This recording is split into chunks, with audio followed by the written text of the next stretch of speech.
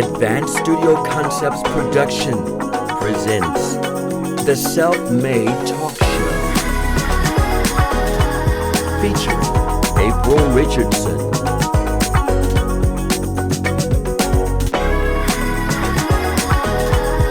Quinata Pruitt,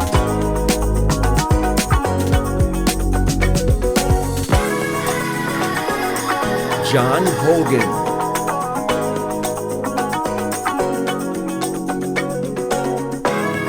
Mike Wilson.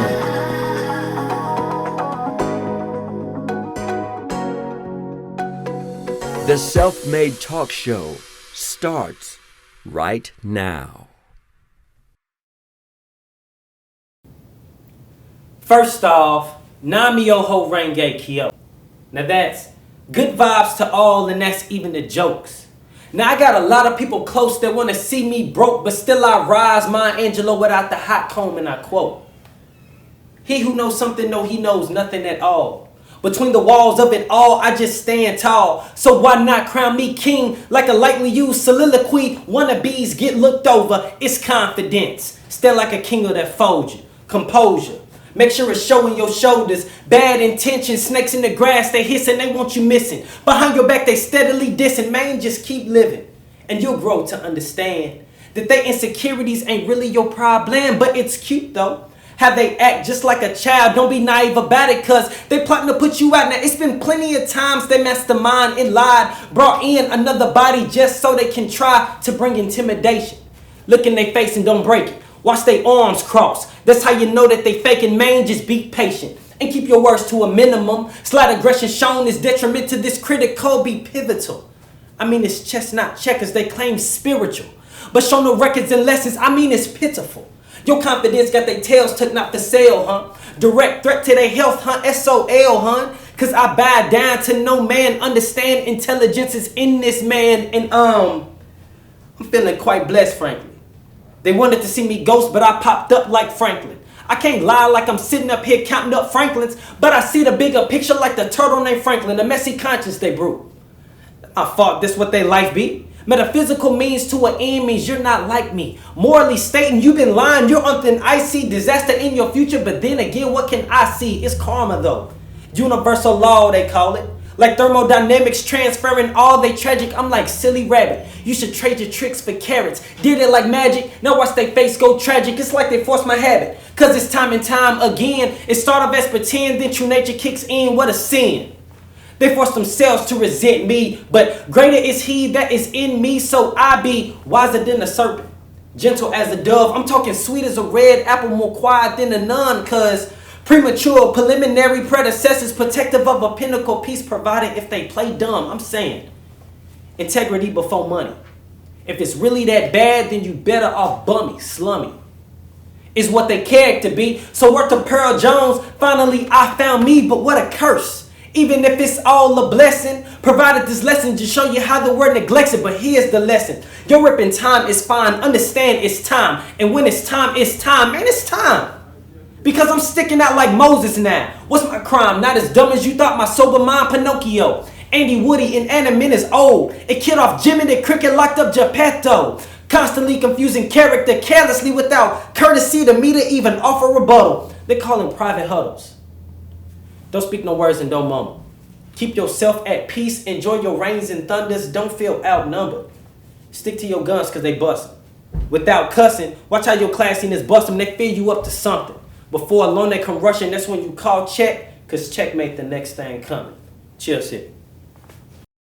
So, it's another great day on the Self-Made Talk Show, and we have the pleasure of having Mr. Jordan ChillCity Moore on to bless us with his presence. How are you doing today? I'm doing great, no complaint. So, I have this habit of calling you Jordan, but I know your name is ChillCity. So, you tell me what you want me to call you. Honestly, I'm not a big stickler about that. Okay. It's Jordan, ChillCity. Okay. I've come to find out a lot of people are just calling me ChillCity. So Okay. that's all right. fine. That's so fine. I can call you Jordan. Yeah, that's But I can call you fine. ChillCity. That's perfectly Okay. fine. All right. So I do want to ask you. You have the Red Cardinal Effect, which is your business, right? Yes. And then you have ChillCity, which is your brand. Yes. So tell me more about how you started when it comes to ChillCity. Okay. First of all, did ChillCity start first? or did Red Cardinal Effect? So ChillCity actually started first. Red Cardinal Effect came later. So ChillCity came from, actually it's a mantra rather than a name. So it's more or less like a Nam-myoho Renge Kyo. ChillCity was birthed after I read about about 5 books in the Bible. So they were, and not to sound holy or nothing like that, but it was Proverbs, Ecclesiastes, the Book of Job, and the Book of Revelations. Okay. And just a synopsis of pretty much what those books meant for me was there's a time and a place for everything. There's things in life that you can control. There's things in life that you can't control. It's not so much that it's the belief that things are going to happen exactly how you want it to, but rather it's the belief that everything that happens, no matter what happens, is working in your favor. Absolutely. So keep it chill, city. So chill, city, right? and don't forget the pound sign. So with that being said, now where did Red Cardinal Effect come in? So wow. So funny story. Red Cardinal Effect was actually started to do medical research. It was strictly just for medical research. I saw that on the website, so I was wondering about that. So now you can help fill us in. Yes. So my background is microbiology. I work microbiology. I would have never known. Yeah, I'm a huge nerd. So me too. Nice. To the nerds. Yeah, come on now. So in my past with microbiology, I did cost-effective research through like test antigen kits, PCR, stuff like that. I started to see that, man, hey, this research can like really help save people money. So that's really what the medical research was behind. It wasn't until, and I'm transparent enough, it wasn't until I was terminated from my last job working property management that I was like, man, you know what? Everything that I've learned can pretty much gear me to create my own business. So the Red Cardinal Effect in itself, the medical research kind of came last and became a nonprofit. Okay. Everything else was centered around what I was already doing for companies that I worked for. Media, branding, consultation, showing people like, hey, how do you really connect with your product? Absolutely. And so that's how Red Cardinal Effect came to be. Okay, okay, awesome story. So for all y'all who don't know, Red Cardinal Effect is much like my business. So we do a lot of the same things, which is, so I want to say this because it allows you to see a way that two businesses that do the same things don't compete. Right. We can assist each other. Right. We can help one another. That's what it's about. It's about connecting with other people. It's about networking with other people because there's some things he probably does way better than me. Vice versa. Or some stuff he may do that I don't do or stuff that I do that he don't do. But if we come together, we can market each other. There's enough out there for everybody. That's actually a true statement. I think that's so undervalued or that's definitely not talked about enough is your market could be completely different from the type of clientele that I'm trying to reach and vice versa. Absolutely. So, I mean, that goes to show that there's a lane and there's a niche for everybody. Absolutely. And there's nothing wrong with collaborating at all. Absolutely, not at all. So, I was so excited to hear about Peter Pan. Oh, yes. yes. So, first of all, with everything else, Mr. Do Everything. Blessings. Now, was this your first play? Yes, it actually was. Really? I've never acted before the Tinkerbell production where I did Peter Pan.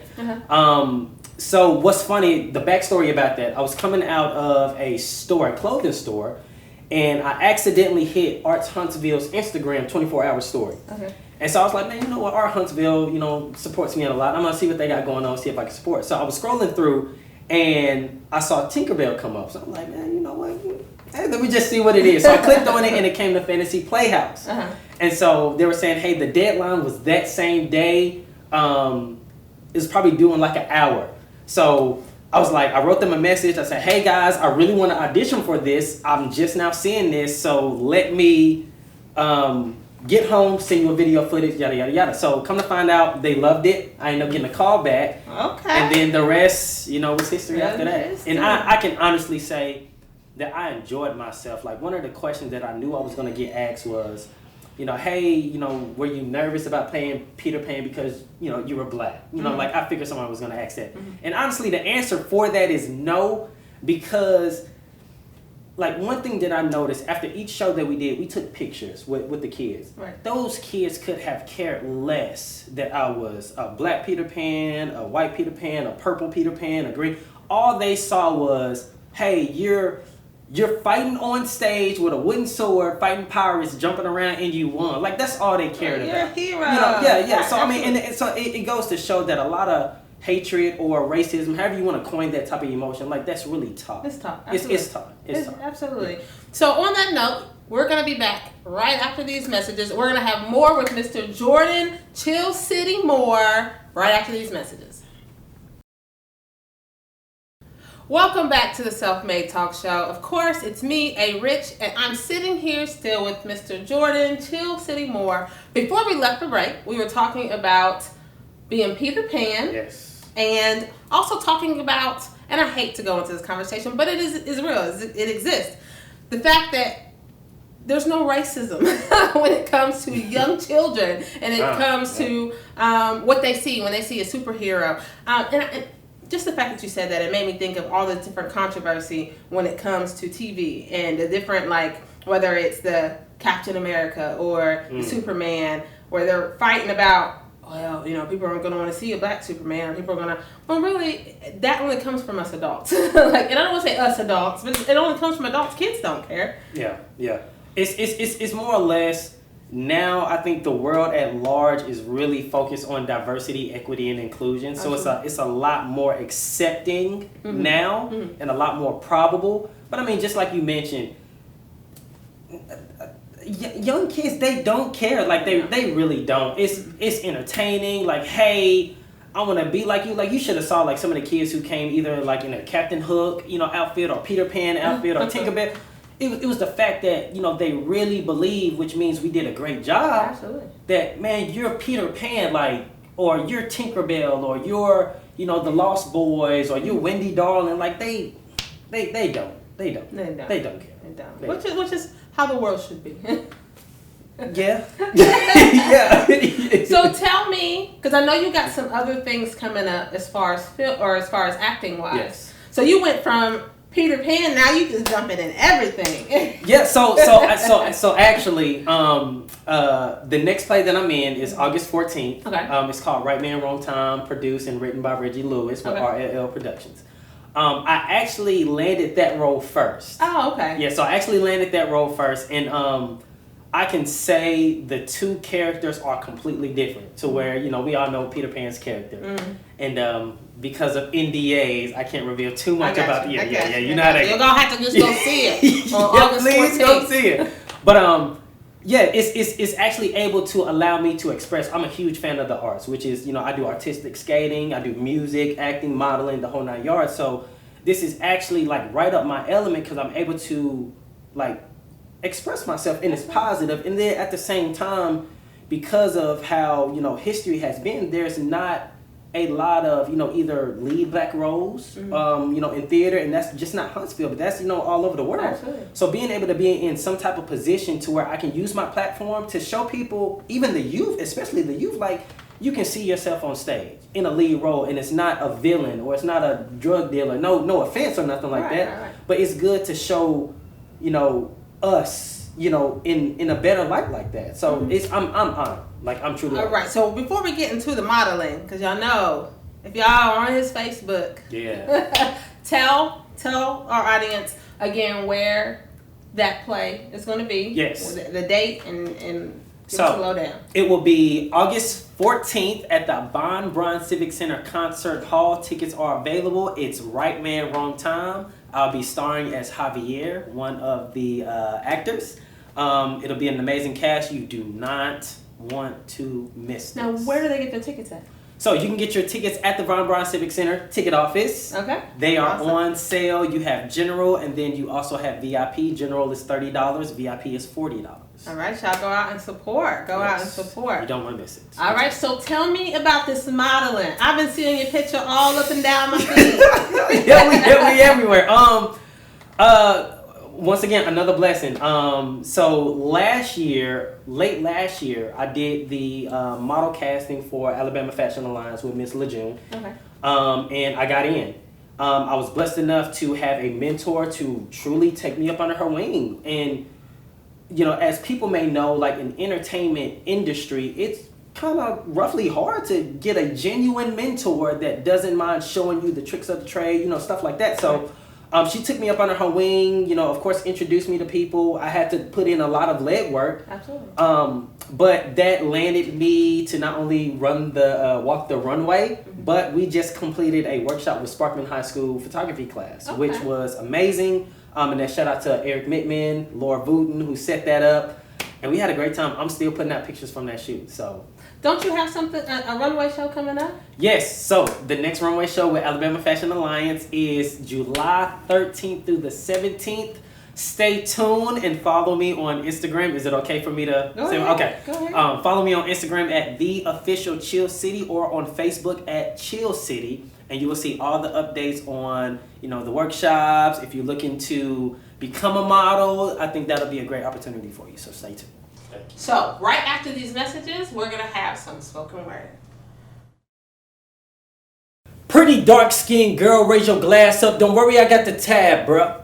Just keep laughing, girl. Cause all things hold their own blessings. You work that necklace, not to be too forward, but you my kinda sexy. Now I use kinda lightly because kinda is not 100%, so you might be kinda lying. Not apologizing. It's easier to stay true than be kinda hiding. Let's watch the eyes and the timing, and more importantly the underlines, cause buying lies and ties being made ain't worth getting into, especially if we putting out on the first date. Now you in the freight lane like it's payday. I'ma leave this right here. I spit it to you so you know I ain't scared. I mean, hell, I got question there if we decide to take it there. But let's get a little bit more descriptive. Pay attention, I mean really listen. You got several options, and in my opinion, with your hella experience, you got ambition, and I get it, but let's just cut down the business. You just broke up with your ex, so you lacking attention. You playing victim, but I'm not your neighborhood Spider-Man. Now, it's one thing you understand, and it is persistence. So I'm going to be persistent and just keeping it real. If I'm getting too deep, then girl, express how you feel. This will only work if both of us is keeping it real. Now, keep in mind that you approached me when you was feeling low. You was playing victim and you was thinking I'm the scapegoat. Creating trouble from the start, but it was hard thinking with my head and not my heart. So help me God, I asked, was your man? And you told me, he's out of town, don't worry about it, get to know me. The pressure of them thighs is killing me softly. I mean, let's have some offspring and talk about Noriega. Chill City. Welcome back. So y'all, let's talk about a little bit of R&B. So, who y'all used to listen to? I know we got different age ranges right now, cause I'm 29. Don't judge me. R. Kelly, of course. R. Kelly. Back in the day, 12 Play was that album. So that was one guy I remember. It's being real. What you got, Q? R. Kelly. Well, I'm gonna take it back a little farther. I'm gonna say I like Escape, a little SWV, you know. So would y'all consider Al Green more blues or R&B? I would consider Al Green more blues. More blues? But if that's what you like, you know. It's some romance in the blues too. Yeah. Yeah, and that's the originators like R&B. Al Green, Curtis Mayfield, all them type guys. To me, they were singing the same stuff, but it was different. It was like a singing. It was more singing, more show, more entertainment. When we was coming like 90s, 2000s, and early 90s, it was singing, but they had performances as well. No less bands. It wasn't really a lot of bands like they had back in the day. See, I would say it was more feeling. More feeling was into the music. Back then, yeah. Back then, the feeling, Yes. the feeling in it They was, talk to you. Yeah. It's like they can talk your panties right off of you. It's like the topic was love, and they wanted to make sure that, you know, that you you got felt it. it, you know? Perfect example of the kid today, Bruno Mars. That type, that song he has out with Anderson .Paak, that's the type of that Curtis Mayfield, Al Davis. What you doing? Come with me. Whatever that song says, that song right there. Like you telling the story. Like you telling the story. There you go. Hey, Al Green, turn off the lights. Cut them off if you didn't come off the first time, you know what I'm saying? Cut them joints off, let's go, you know what I'm saying?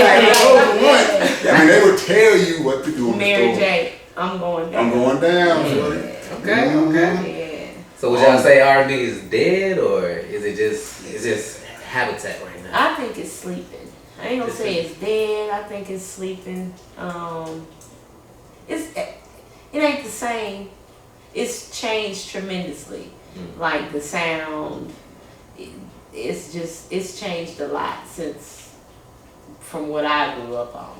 As far I said as habitat, y'all. I mean hibernation. My bad. Yeah, it's kind of sleeping right now. It's some good R&B groups out here. I don't really know what any of them are because I still listen to all the old school R&B. I'm a Lauryn Hill fan. I love Eddie.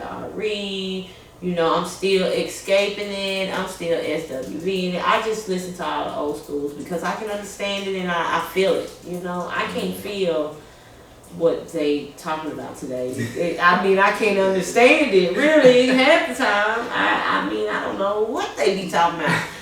All I can hear is booty. That's all I can really make out is booty. So Like that joint, I'm like, they play this on the radio? Y'all know what I'm talking about. Go with me. That joint right there.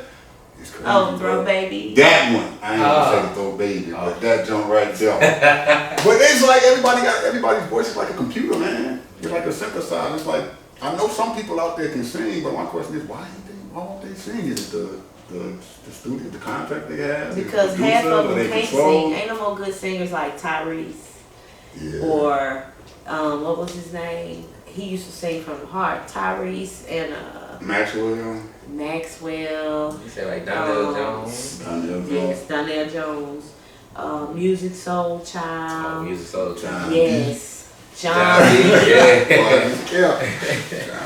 I would say it's more so like with today's music, it's more so about like sex. Like that's what they singing about, just having sex. Yeah, And like it's no more love. fun. Yeah, it's like no It ain't like it's almost like they going straight to the sex. It's Yeah. no foreplay. It's no warming up. It's no singing to the female or female. Yeah. But you know, Sing to the female or male. or male. What I say? Female or female. It's 2020. Alright, you guys. we gonna go to commercial on that. We'll be back. And we're back.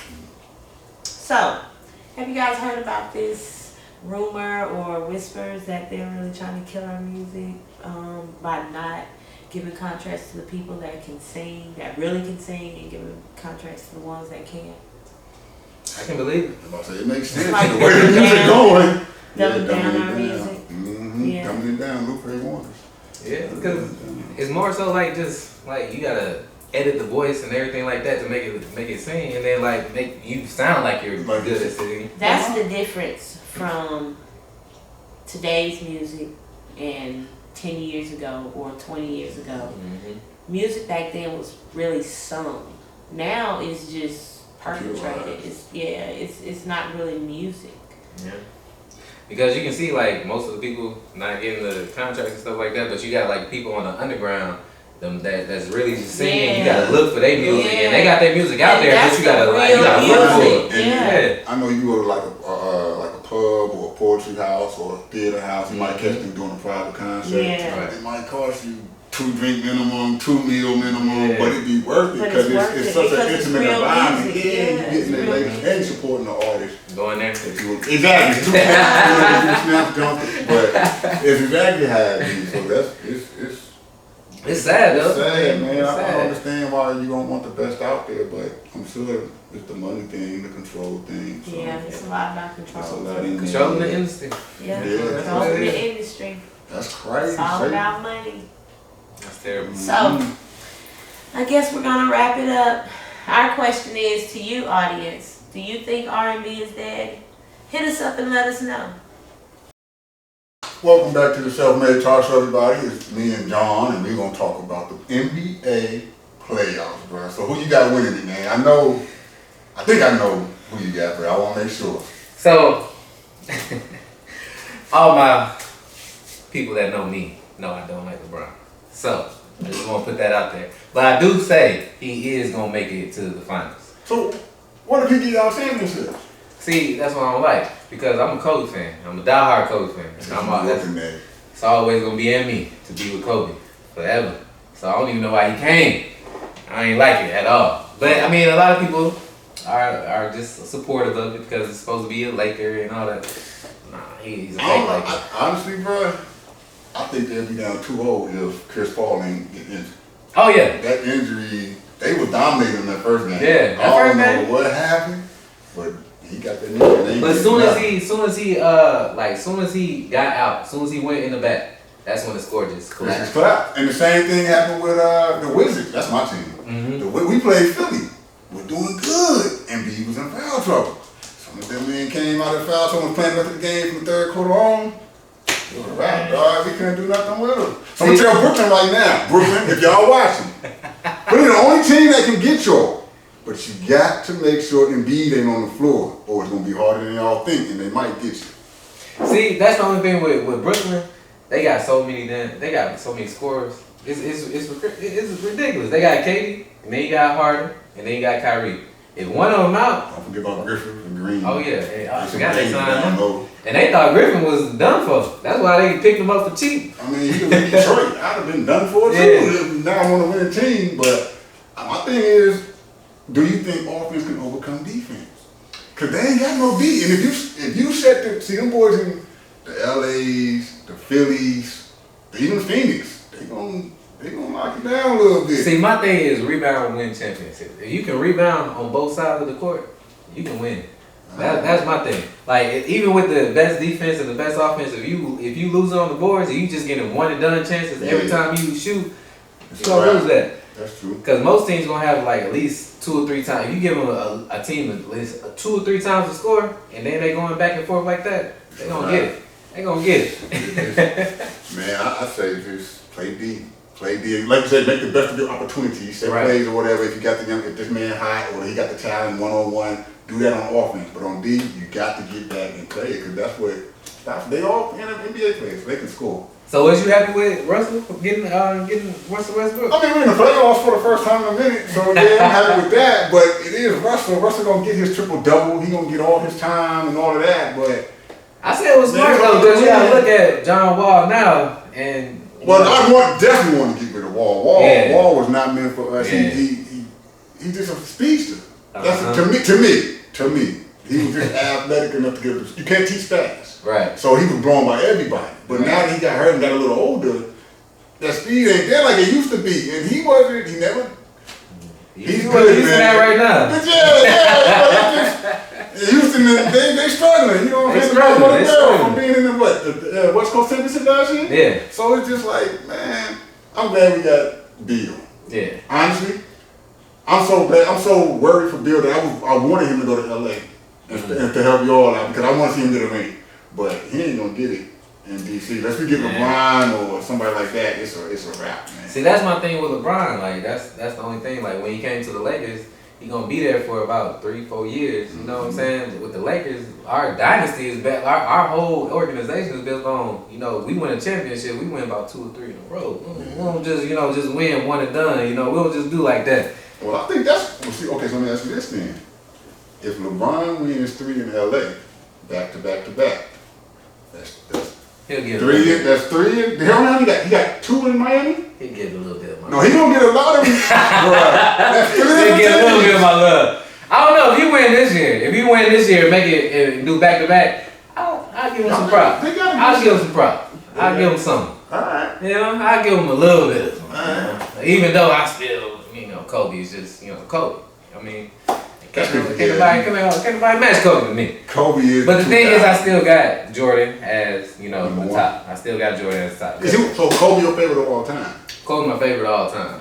But the best player is Jordan. I agree. I mean, you can't say, because like, they called the dude Black Jesus. I know. Called him Black Jesus. on the verge of Black Jesus. Who y'all want? You say LA? I got LA. Well, no, I got the Nets. I got the Nets winning out the whole thing. I got the Lakers. We're going to leave it like that. So y'all tune in, get back with us, doing out the playoffs, and keep in touch and send your comments. Let us know what you think. But Brooklyn, LA. We gonna see. We gonna see. Welcome back to the SelfMade Talk Show. So you got me and Miss Lady Q, and we are going to talk about something dear to our hearts, not only because we love our parents to life, but we also have beautiful children of our own that we absolutely love. Right. So I don't quite know. I mean, I kind of know a little bit because, of course, we talk how you were raised. But kind of tell me when it comes to getting in trouble, or when it comes, like the simple stuff, when it comes to getting in trouble or being left at home, how was it in your Okay. household? For me, growing up, I grew up, it was me, my 2 older brothers, and my 2 older sisters. So I really was never left home a lot until they grew up. Mm-hmm. Then that's when I had my time. But as far as being left at home, we weren't. Okay. They were the caregivers. So we basically did what we wanted to do as long as we didn't tear up. So you're the youngest. I'm the baby. Okay. So as far as whoopings, we got our share. Uh-huh. I think everybody did back then.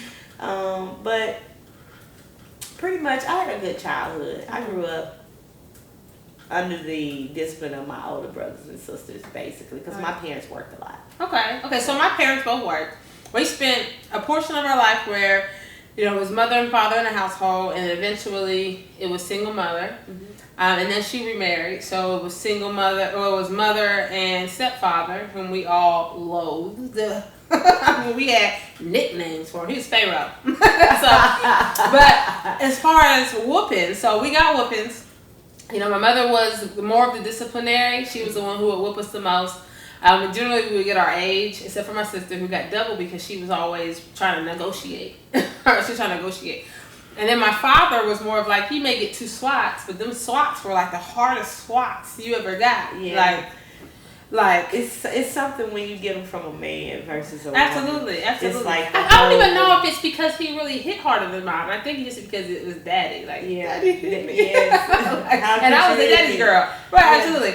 But then as far as like staying home, like we were staying home since we were, I remember coming home when I was in kindergarten, but it was a different day and age back then compared to now where, Yes. even like I saw somebody, actually, me and my husband saw a little girl walking down the street the other day, her and a younger, she probably looked like 9 or 10 years old, with a younger person, and I immediately was like, I'm so glad that I'm in a position to where my kids don't have to do that, even though we did, Yeah. but it's totally a different day and age now compared to then, where back then you had the village, so your kids could walk down the street. Your kids were pretty much safe because everybody looked out for everybody. absolutely. Now it's every man for themselves. Mhm. Like they will not. The kids are pretty much raising themselves now. Yeah. So it's a different day and time. That's Back what it is. then you had mothers and you had grandmothers. You had more Neighbors. stability in the Yeah, home. absolutely. Now you don't have that. Right. So now we have the battle of don't touch my child, don't do this to my child, don't discipline my child. Girl. Which there's a piece of it, but I'm both ways, because there's the part of me that feels like I get it, because nowadays you just don't know people's intentions. People beat your kids these Right. days. But then on the other side, it's like that kind of defeats the whole village, being raised by a village, because Back then, we got whoopers from everybody. me too. If we were in the neighborhood doing something and we got caught, Miss Becky was gonna whoop us, and then when we got home, Mama was gonna whoop us again, and Right. Daddy might whoop us when he come in if he felt like Mama didn't do a good job, But now, if you touch my child, I'm going to jail. Right. And that shows the child that what they did is acceptable Right, or right. okay Right. in some situations. Well, in some situations, and that's where it's a touchy subject, because in some instances, I feel like it's warranted. Let's all raise them as a community. Yes. But then in some instances, because people's outlook and how they handle things, I don't know if I trust a lot of people laying their hand on my children. I would not. Well, I'm gonna say, if it was 20 years ago and I had children, then yes, you could discipline my child, even at school. You think I would let these principals or teachers or discipline my child with a paddle like they used to 25 years ago? No, because half of the teachers are not much older than the child. So, well, my question is this: do you really feel like it's changed, or is it just it's not as public then as it was now? Because that's just like racism. They say that, okay, well, now it seems like all the stuff is happening. It was happening then. We just didn't have iPhones, and it's still taping it. happening now. So with that, do you really feel like maybe it's changed and now people are doing it differently, and that's the reason we don't have that trust factor, or is it now it's public that? Now, I think it's public. I think more of it's public because some people are afraid to go to jail. Some people are afraid to get in trouble. Like if you hit someone's child, Now you might go to jail versus back then you could whoop somebody's child and you wouldn't go to jail. They thank you. I'm gonna call me. Make sure you call me if you see them doing anything else, and that was all. You with your own child, you're gonna go. But now, if a child come home and say, Miss Mary up the street whooped me, Miss Mary did what? I'm calling the police, and then they're going up the street. So now you got a problem. Right. The police coming to take Miss Mary to jail, and possibly both of y'all, because if she go up there. Don't nobody know if Miss Mary might be from the hood now, and she might strike back. So it's just different situations versus the scenarios are always different. Right. So unfortunately, this is a topic we could talk about all day, especially being parents. We could talk about it because this is a sensitive topic. So I really would like some opinions, and maybe carrying this conversation on again later. What are your opinions? Do you feel like the whole community thing is dead? That as far as a community raising a child, that's no longer going to be something that we could do in the future? Or is it something we really should have never done because we just didn't have the visual of the phone to see what was going on? Give us your answers on our YouTube page, our Facebook page, and we will actually see you back after this break. All right, guys, we're back to the SelfMade Talk Show. Here we go. Let me ask y'all something. Y'all ever heard about this stuff about college versus, let me see. How would they say? People go to college but those that didn't go to college. Right. What y'all think about that? So I'm going to tell you, growing up, I think, especially in our age ranges, it was implanted in our minds, go to college. This is an accomplishment. Go to college, finish college, get a degree. I feel like nowadays, though, it's more of, so I'm going to just be honest, I am pro-college, but I'm also pro-real-life experience. Because generally, you go to college and all you really got out of college was debt. Yep. So as a business owner, I really learned everything that I learned, and I went to college for business from real-life experience. I can't tell you anything that I got about my business from college, except for the debt. But I don't want to use that as a way to discourage those to go to college. If I had the ideal way, and I'm sorry because I feel like I'm gabbing. If I had the ideal way, I would say graduate from high school, get some real life experience, figure out what you want to do, then go to college. Because there's so many people who right now are going to college right away, don't know what they're going for, and they never use their degree. Wasted money. Right. So then when you figure out what you want to do, then go. Yeah. So now you can educate yourself about what you actually want to do. Yeah. I mean, unless you want to be a doctor. Then My experience. If I would have known then what I know now, I wouldn't have went to college until later on, because it was until I was in my 30s before I wanted to know what it is I wanted to do.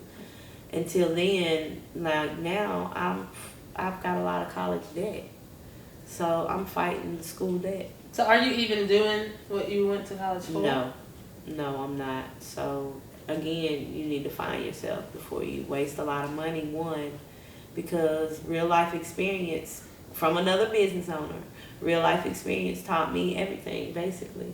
The experiences that I had every day, dealing with the customers, dealing with the different clients, the workers that I have, just people in general, is really, you can't learn that in school. That's something you can't learn.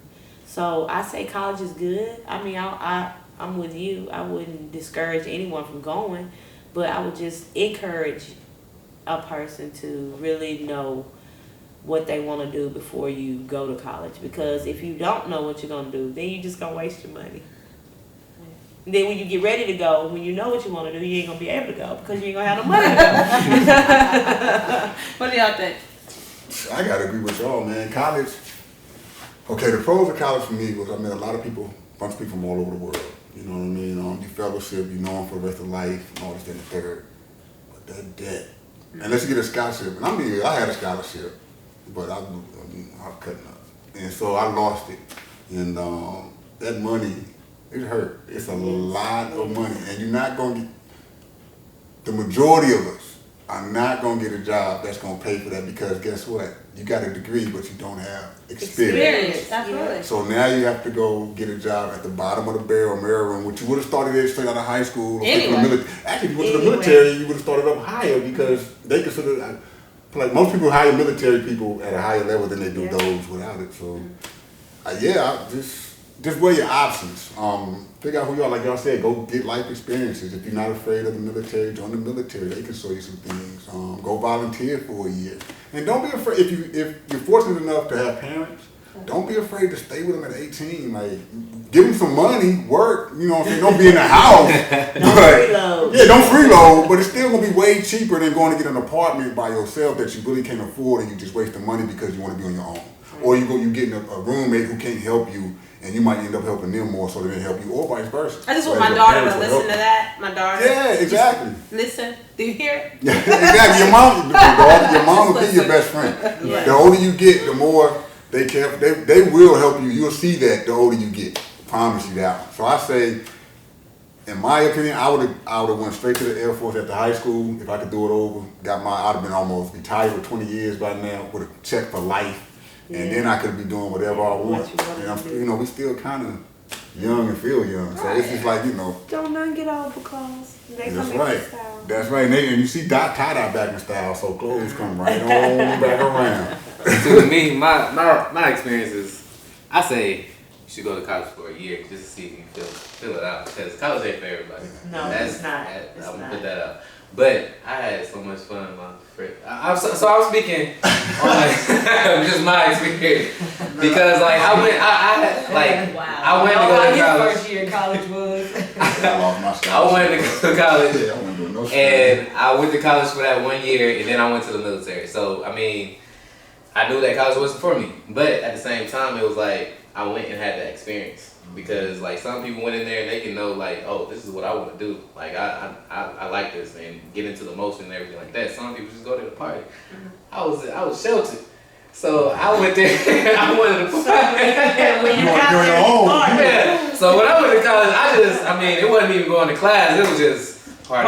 But you paid to party because you still owed that money. So like, and I'm not saying, because some people, my younger sister, her name is Nana, and I will shout her out. Go girl, she's got her master's, and she just graduated college 2 years ago when I first got here in Alabama. So now she has her master's. So she knew what she wanted to do, and she pursued it. She went. Some people have it like that, but if you are unsure, do not let anyone talk you in to knowing what you want to do, because you're gonna owe that money. And the thing is, like other debt, that after 7 years it's gonna knock off. it doesn't fall off. That ain't gonna fall off. They take your taxes. And Go and get your taxes. whether it's Sally Mae, Navient, or whoever, they will be calling your phone Department of every Education, they single want day it. when that what is it, not when they put it in the forbearance. When that thing closed, deferment in. That's real quick. If you owe and then you got taxes coming, they ain't gonna tell you. They gonna send you a letter. Tell you. They Oh, yeah.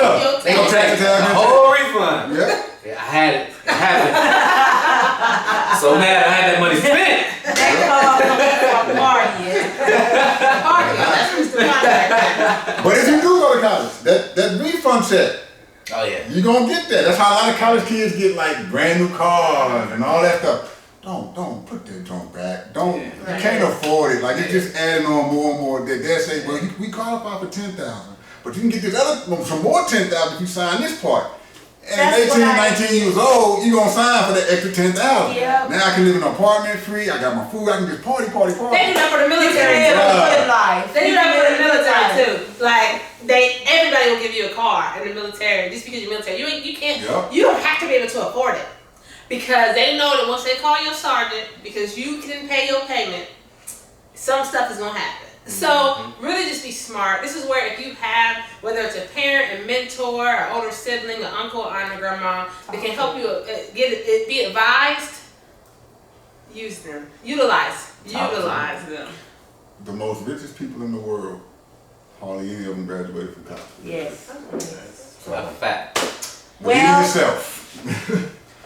I know if I had to do it again, I wouldn't go to college until later. What about you? If I had to do it again, I would definitely take some time to get to know me first. And then, because I'm in college now. This is what I'm saying. I'm not saying no college. I'm in college now. But now I'm actually going for what I want to go for. That's instead of before, I just was going because it sounded good to go. I was just going for the check at first, but yeah. You go for the party. All right, you guys, we want to thank you for tuning in to the SelfMade Talk Show. I'm A. Rich. I'm Lady Q. Alpha Morgan. I'm J. Rock. And we're checking out until next week. We'll see you at the same time, Thursday, 7:30 Central See you Standard then. Time. See you then.